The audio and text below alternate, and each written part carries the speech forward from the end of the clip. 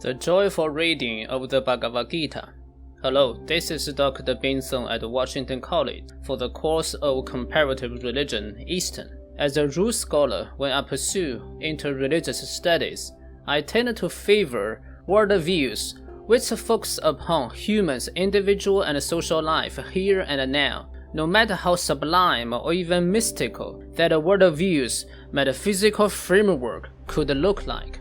Unfortunately, it is not the case that all religions help to concentrate people's attention here and now. Quite often, the contrast between this world versus the other world, in whatever way this other world may be envisioned, constitutes a perennial theme for many religions, which also happen to have varying solutions to the tension of human life, fomented by the contrast. Interestingly enough, we find the grapple with such a tension is persistent within the tradition of Hinduism itself. For instance, the Vedas in general is very this worldly oriented, since this earliest holy text of Hinduism prescribe duties and roles for each class of society, and hence care about social order and welfare more than anything else. However, in comparison, the Upanishad, as analyzed in previous units, views that all those elaborated ritual prescriptions in the Vedas do not have ultimate value in helping individuals to be liberated from the endlessly suffering life cycle of samsara. Instead, the Upanishad urges individuals to leave the society, enter forests, and undergo harsh ascetic practices in order to find their genuine self, Atma, to eventually unite it with the Brahman and achieve individual spiritual liberation. Seen from this perspective, the Upanishad is otherworldly oriented in both its philosophy and its practice. What the Bhagavad Gita achieves is to redirect our spiritual attention from the sublime otherworldliness of the Upanishad back to the all-too-real world perceived by the Vedas. But while doing so, the Bhagavad Gita also synthesizes key insights from both the Vedic and Upanishadic traditions so as to present a worldview which is simultaneously metaphysically sublime and socially grounded. In a certain sense, this is very similar to what the Ruist canon, called Zhongyong, which we will discuss later, tries to achieve to stay centered, Zhong, in the everyday world, Yong.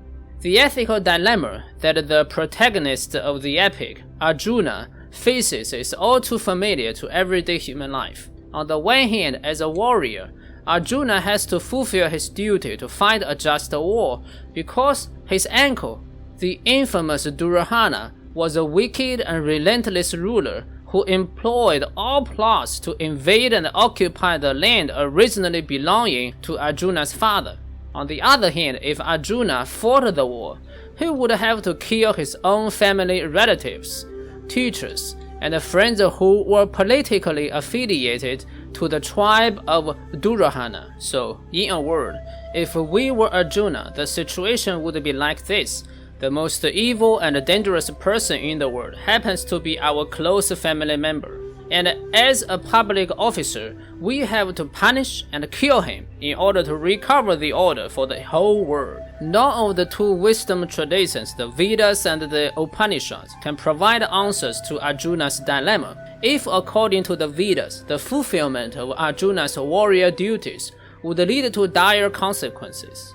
However, if, according to the Upanishad, fleeing the battlefield and then meditating in forests seems a rather shameful and even pointless non-starter for a warrior like Arjuna, who is needed by the people living on the endangered land. So, what should Arjuna do? The persuasion given by Arjuna's charioteer, who is also an avatar of the Hindu god Krishna, is threefold, which is also three different kinds of yoga, namely disciplines: the Jnana Yoga, the discipline of knowledge; Karma Yoga, the discipline of action; and Bhakti Yoga, the discipline of devotion. In the Jnana Yoga, the Lord Krishna tried to convince Arjuna through revealing a knowledge, a truth about human self. The genuine human self is Atma, and Atma is indestructible. It endures in multiple life cycles, and therefore people killed on the battleground are not really dead. In this way, Bhagavad Gita employs the philosophy of Upanishads for a spiritual persuasion, which directs Arjuna's attention to human life here and now. In the Kama Yuga, the Lord Krishna stated that in order to achieve ultimate spiritual liberation, Arjuna still needs to fulfill his duty, just as the Vedas once prescribes to a warrior. However, Arjuna needs to perform his duty without regard to its consequences, and hence is expected to achieve a perfect inner equanimity, peace, and serenity without being distracted by any outside realities during the middle of Arjuna's pursuit of the dutiful deeds. In this way, Bhagavad Gita affirms the duty and ritual system elaborated by the Vedas, but represents it using the spiritual practice of the Upanishad, and ultimately urges for sublime spiritual liberation within situations of human life here and now. Finally, in the Bhakti Yoga, the Lord Krishna realizes that ordinary human beings may be very difficult to achieve the sublime this-worldliness described above, and therefore Krishna urges Arjuna to unswervingly devote his attention and energies to the worship of himself, so that Arjuna can find a spiritual anchor conveniently and practically in his everyday mundane life. In comparison to the Vedas and the Upanishads, this devotional dimension of Bhagavad Gita is a unique contribution and makes the spiritual resources of the Hindu religion not limited in elite circles of priests and hermit renunciates, but widely accessible to ordinary human beings.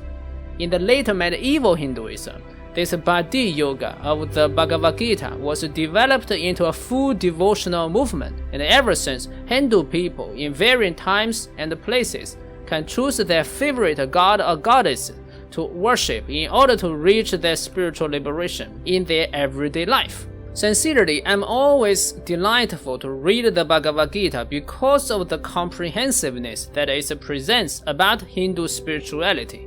The genre of its writing, epic dialogue, is also accessible to readers with its philosophical rigor and literary tastes. What I talk about so far is just the surface of this incredibly rich Hindu text, and I decided not to talk anymore, lest it deprives you of the pleasure of reading it yourself.